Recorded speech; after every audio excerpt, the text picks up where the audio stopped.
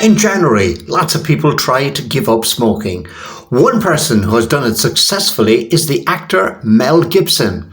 He's been talking about it to Joe Rogan. Which is part of my story. Because I smoked for 45 years and I couldn't stop.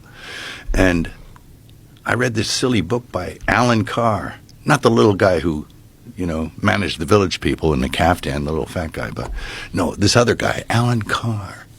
And he wrote this book. And it's the only thing that made me stop. So it worked like crazy. But the book made you stop? Book made me stop. I read this book. It was the book called The Easy Way to Stop Smoking. And it's a silly title, right? And it was sad, and my son gave it to me. He said, "Stop smoking, Dad. Here's this book." I left it on. I used to walk past the bookshelf and go, "Dumb book, dumb title," And then I finally, my doctor said, "You have first stage emphysema." And I'm like, "You got to be kidding me." He said, "Yeah, you got to quit the smoke." I said, "I better read this book."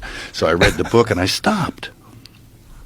Right? So it was, I think it was like neurolinguistic programming or something like that. You read it and you kind of self-hypnotize yourself, but it worked. What did the book tell you?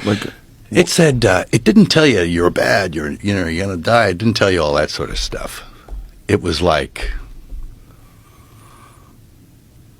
they had things like, maybe I'm blowing it, but they had a chapter where it says, okay, we focused on the negative aspects of smoking. Now we're going to talk about the good aspects of smoking in the next chapter.